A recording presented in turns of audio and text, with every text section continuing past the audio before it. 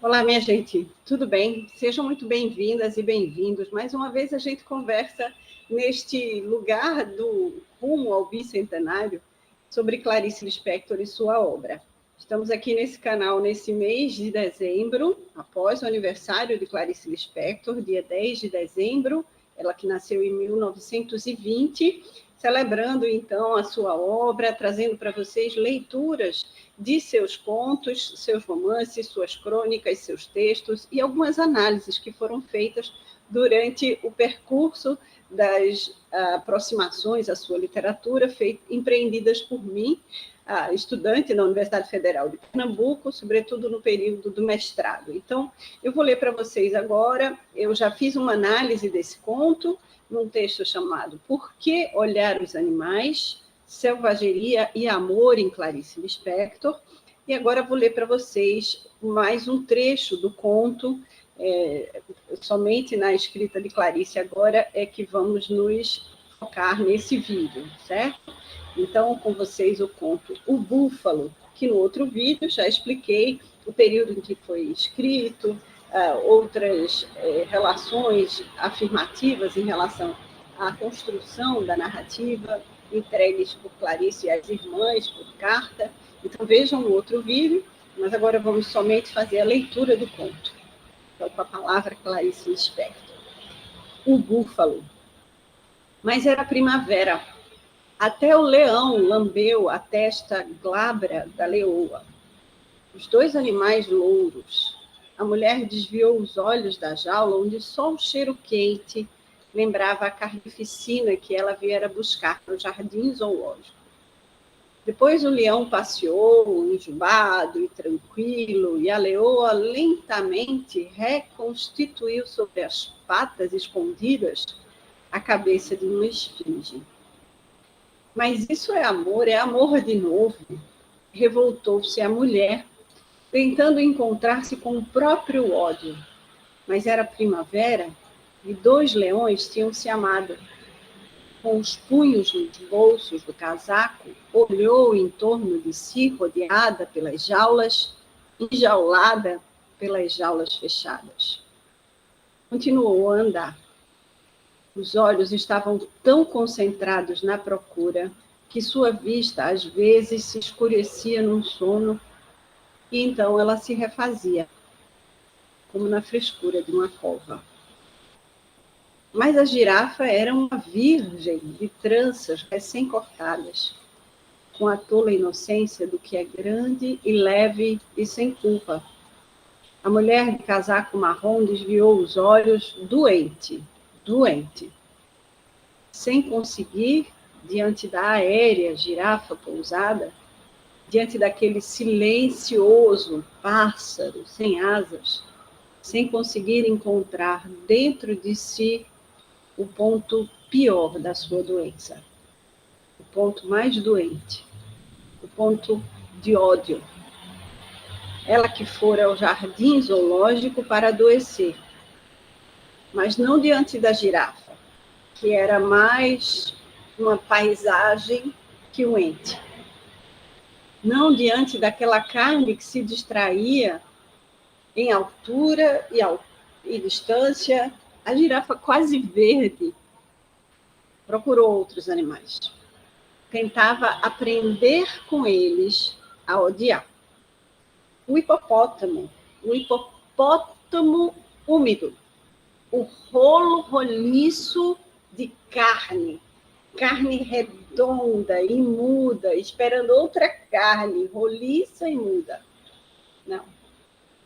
Pois havia tal amor humilde em se manter apenas carne, tal doce martírio em não saber pensar. Mas era primavera. E apertando o punho no bolso do casaco, ela mataria aqueles macacos em levitação pela jaula. Macacos felizes como ervas. Macacos que, se entrepulando suaves, a macaca com um olhar resignado de amor. E a outra macaca, dando de mamar. Ela os mataria com 15 secas balas. Os dentes da mulher se apertaram até o maxilar doer. A nudez dos macacos. O mundo não via perigo em ser nu. Ela mataria a nudez dos macacos. O macaco também a olhou segurando as grades, os macacos descarnados, abertos em crucifixo, o peito pelado, exposto, sem orgulho. Mas não era no peito que ela mataria, era entre os olhos. Os olhos do macaco tinham um véu branco, gelatinoso, cobrindo a pupila. Nos olhos, a doçura da doença era um macaco velho. A mulher desviou o rosto, trancando entre os dentes um sentimento que ela não viera buscar. Apressou o passo, ainda voltou a cabeça espantada para o macaco de braços abertos. Ele continuava a olhar para a frente. Oh, não é isso, pensou. Enquanto fugia, disse: Deus me ensine somente a odiar. Eu te odeio, disse para um homem cujo crime único era o de não amá-la. Eu te odeio, disse muito apressada. Não sabia sequer como se fazia, como cavar na terra até encontrar a água negra, como abrir passagem na terra dura e chegar jamais a si mesma. Andou pelo jardim zoológico entre mães e crianças, mas o elefante suportava o próprio peso. Aquele elefante inteiro, a quem fora dado com uma simples pata esmagar, mas que não esmagava. Aquela potência que, no entanto, se deixaria docilmente conduzir a um circo. Elefante de crianças. E os olhos, numa bondade de velho, presos dentro da grande carne herdada. O elefante oriental. Também a primavera oriental, e tudo nascendo, tudo escorrendo pelo riacho. A mulher, então, experimentou o camelo. O camelo em trapos, corcunda, mastigando a si próprio, entregue ao processo de conhecer a comida. Ela se sentiu fraca e cansada. Há 2 dias mal comia. Os grandes cílios empoeirados do camelo sobre os olhos que se tinham dedicado à paciência de um artesanato interno. A paciência, a paciência, a paciência. Só isso ela encontrava na primavera ao vento. Lágrimas encheram os olhos da mulher. Lágrimas que não correram presas dentro da paciência de sua carne herdada. Somente o cheiro de poeira do camelo vinha de encontro ao que ela viera, ao ódio seco. Aproximou-se das barras do cercado, aspirou o pó daquele tapete velho, onde sangue cinzento circulava, procurou a tepidez impura. O prazer percorreu suas costas até o mal-estar. Mas não ainda o mal-estar que ela viera buscar. No estômago contraiu-se em cólica de fome, a vontade de matar, mas não o camelo de estopa. Oh Deus, quem será meu par nesse mundo? Então foi sozinha ter a sua violência. No pequeno parque de diversões do Jardim Zoológico, esperou, meditativa, na fila dos namorados. Pela sua vez, de sentar no carro da montanha-russa. E ali estava agora sentada, quieta, no casaco marrom, o banco ainda parado, a maquinaria da montanha-russa ainda parada. Separada de todos no seu banco, parecia estar sentada numa igreja. Os olhos baixos viam o chão entre os trilhos. O chão onde simplesmente por amor, amor, não o amor, onde por puro amor nasciam entre os trilhos ervas de um verde leve tão tonto que a fez desviar os olhos em suplício de tentação. A brisa arrepiou-lhe os cabelos da nuca, ela estremeceu, recusando em tentação, recusando. Sempre tão mais fácil amar.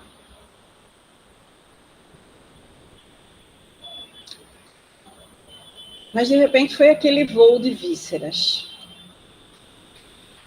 Muito de repente, aquela parada de um coração que se surpreende no ar, aquele espanto, a fúria vitoriosa em que o banco a precipitava.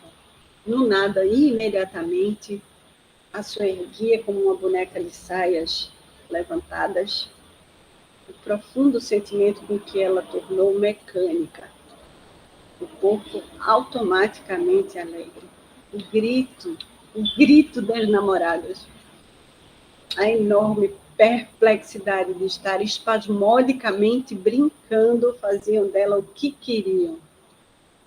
De um novo mergulho no ar, insultando com o pontapé, ela dançando descompassada ao vento, dançando apressada. Quisesse ou não quisesse, o corpo sacudia-se como de quem ri. Aquela sensação de morte às gargalhadas. Morte sem aviso. De quem não rasgou antes os papéis da gaveta. Não a morte dos outros, a sua. Sempre a sua. Ela que poderia ter aproveitado o grito dos outros para dar o seu urro de lamento. Ela se esqueceu. Ela só teve espanto. E agora este silêncio também súbito. Estavam de volta à terra, a maquinaria de novo, inteiramente parada. Pálida, jogada fora de uma igreja, olhou a terra imóvel, de onde partira e aonde de novo fora entregue. Ajeitou as saias, com recato, não olhava para ninguém. Contrita como no dia em que, no meio do mundo, o mundo, tudo o que tinha na bolsa, caíra no chão. E tudo o que tivera valor enquanto secreto na bolsa, ao ser exposto, na poeira da rua, revelara a mesquinharia de uma vida íntima de precauções. Pó de arroz, recibo, caneta tinteiro, ela recolhendo no meio-fio os andaimes de sua vida. Levantou-se do banco estonteada, como se estivesse se sacudindo de um atropelamento. Embora ninguém prestasse atenção, alisou de novo a saia, fazia o possível para que não percebessem que estava fraca e difamada. Protegia com altivez os ossos quebrados, mas o céu lhe rodava no estômago vazio. A terra que subia e descia a seus olhos ficava por momentos distante, a terra que é sempre tão difícil. Por um momento, a mulher quis, num cansaço de choro, mudo, estender a mão para a terra difícil. Sua mão se estendeu como a de um aleijado, pedindo. Mas como se tivesse engolido o vácuo, o coração surpreendido. Só isso. Só isso. Da violência, só isto. E começou a andar em direção aos bichos. O quebranto da montanha-russa deixara suave. Não conseguiu ir muito adiante. Teve que apoiar a testa na grade de uma jaula, exausta, a respiração curta e leve. E dentro da jaula, o coati olhou-a. Ela o olhou. Nem uma palavra trocada. Nunca poderia odiar o coati que, no silêncio de um corpo indagante, a olhava. Perturbada, desviou os olhos da ingenuidade do coati, o coati curioso, lhe fazendo uma pergunta, como uma criança pergunta, e ela desviando os olhos, escondendo dele a sua missão mortal. A testa estava tão encostada às grades que por um instante lhe pareceu que ela estava enjaulada e que um coati livre a examinava. A jaula era sempre do lado onde ela estava. Deu um gemido que pareceu vir da sola dos pés, depois outro gemido, então nascia do ventre, de novo subiu implorante uma onda vagarosa, a vontade de matar. Seus olhos molharam-se gratos e negros numa quase felicidade. Não era ódio ainda. Por enquanto, apenas a vontade atormentada de ódio como um desejo, a promessa do desabrochamento cruel, um tormento como de amor, a vontade de ódio, se prometendo sagrado sangue em triunfo. A fêmea rejeitada espiritualizara-se na grande esperança.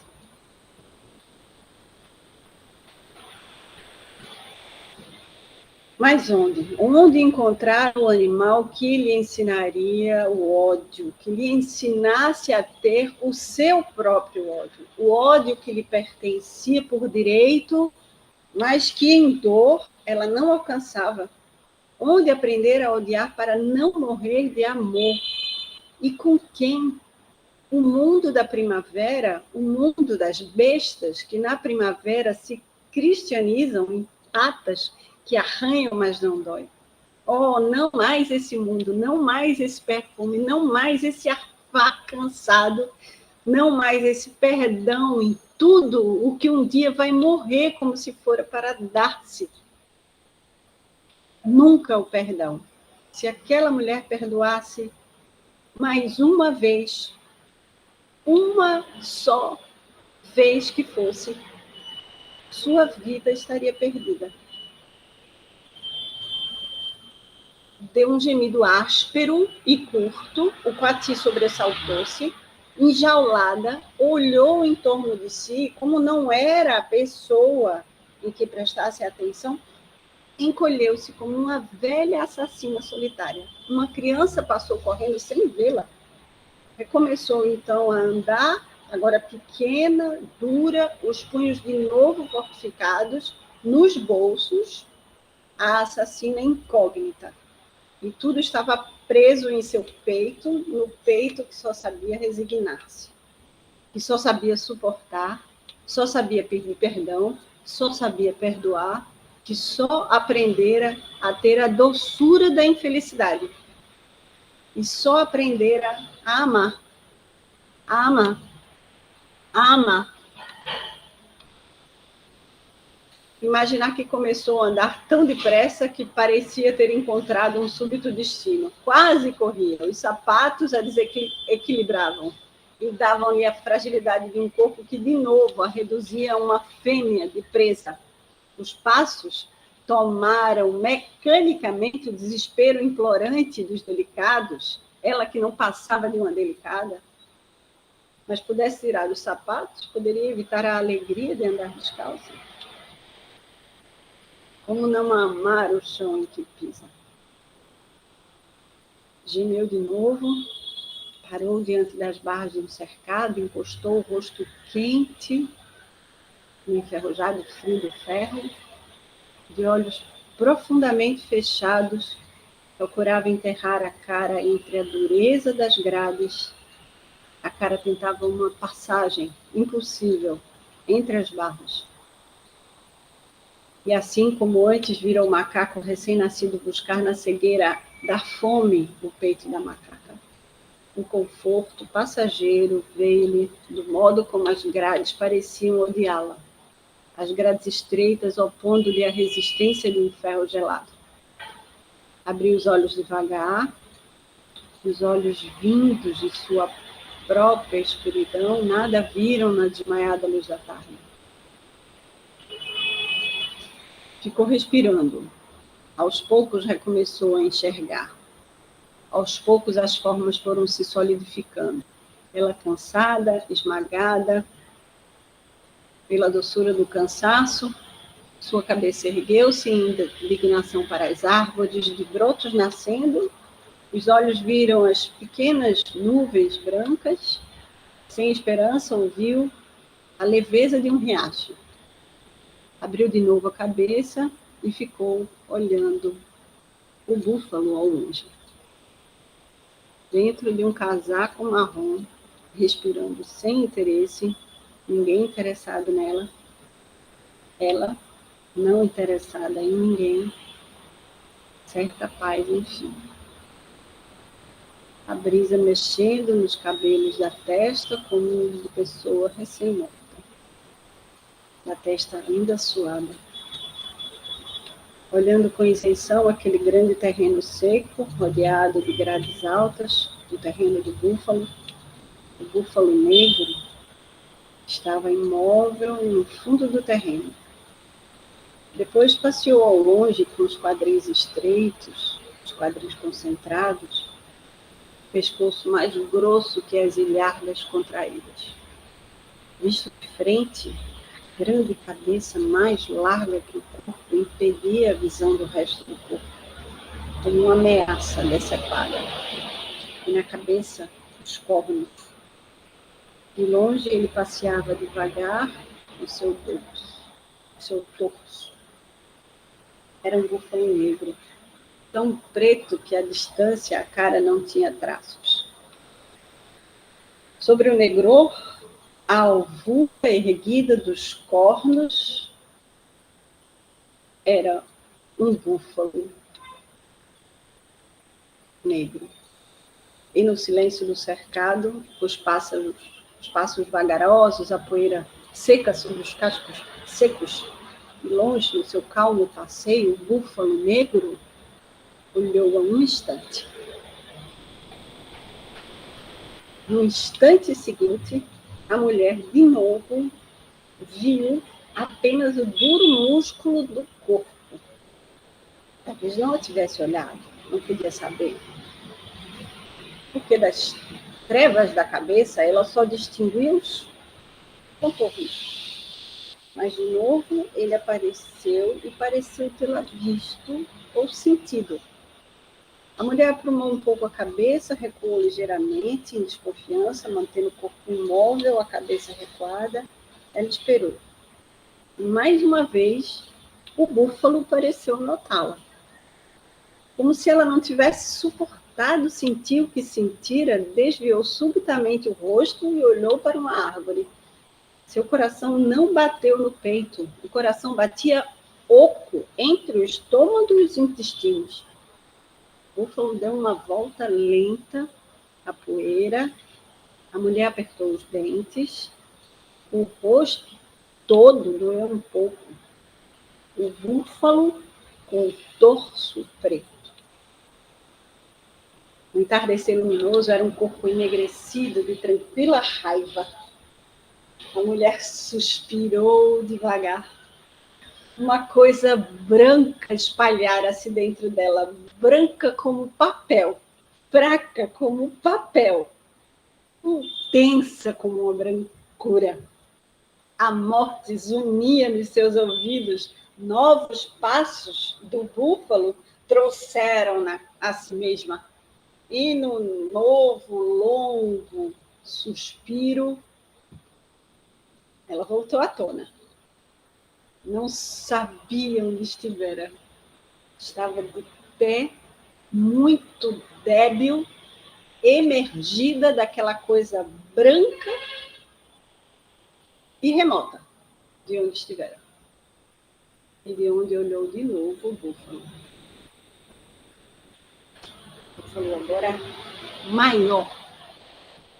O búfalo negro. Ah, disse de repente uma dor. O búfalo de costas, para ela imóvel, o rosto de mortal brancura, o rosto subitamente enegrecido, era de pureza e veneração. Instigou com os dentes apertados. Mas de costas para ela, o búfalo inteiramente imóvel, ela apanhou uma pedra no chão, jogou para dentro do cercado e a imobilidade do torso, mais negra ainda, se aquietou. A pedra rolou inútil. Ah, disse, mas dessa vez, porque dentro dela escorria, enfim, o primeiro fio de sangue negro. O primeiro instante foi de dor. Como se para que escorresse esse sangue, se tivesse contraído o mundo. Ficou parada, ouvindo pingar, como numa grota, aquele primeiro óleo amargo, a fêmea desprezada. Sua força ainda estava presa entre as barras, mas uma coisa incompreensível e quente, enfim incompreensível, acontecia, uma coisa com uma alegria sentida na boca. Então o búfalo voltou-se para ela. O búfalo voltou-se, imobilizou-se e, à distância, encarou-a. Eu te amo.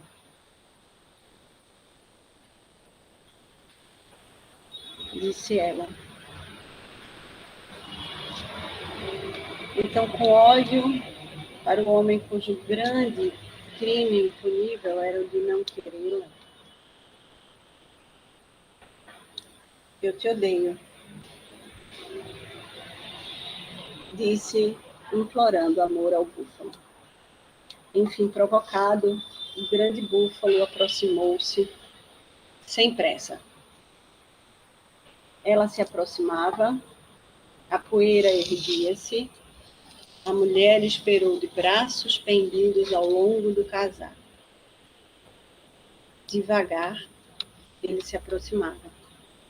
Ela não recuou um só passo, até que ele chegou às grades e ali parou. Lá estava o búfalo e a mulher, frente a frente. Ela não olhou a cara, nem a boca, nem os cornos. Olhou seus olhos. E os olhos do búfalo? Os olhos olharam seus olhos. E uma palidez tão funda foi trocada que a mulher se entorpeceu. E os olhos do búfalo, os olhos olharam seus olhos, e ela, dormente, de pé, em sono profundo, com olhos pequenos e vermelhos, ele a olhava. Os olhos do búfalo. A mulher tonteou surpreendida, lentamente meneava a cabeça, o búfalo calmo. Lentamente, a mulher meneava a cabeça espantada, surpreendida. Lentamente meneava a cabeça com ódio, com que o búfalo, tranquilo de ódio, a olhava. Quase inocentada, meneando uma cabeça incrédula, a boca entreaberta, inocente e curiosa, entrando cada vez mais fundo dentro daqueles olhos que sem pressa a fitavam. Ingênua num suspiro de sono, sem querer,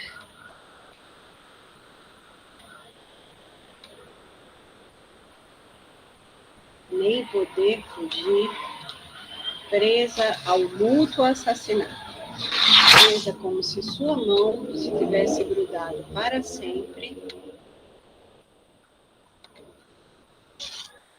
ao punhal que ela mesma cravara, presa enquanto escorregava, enfeitiçada, ao longo das grades. Então, lenta vertigem que antes do corpo branquear macio, a mulher virou o céu inteiro, Eu vou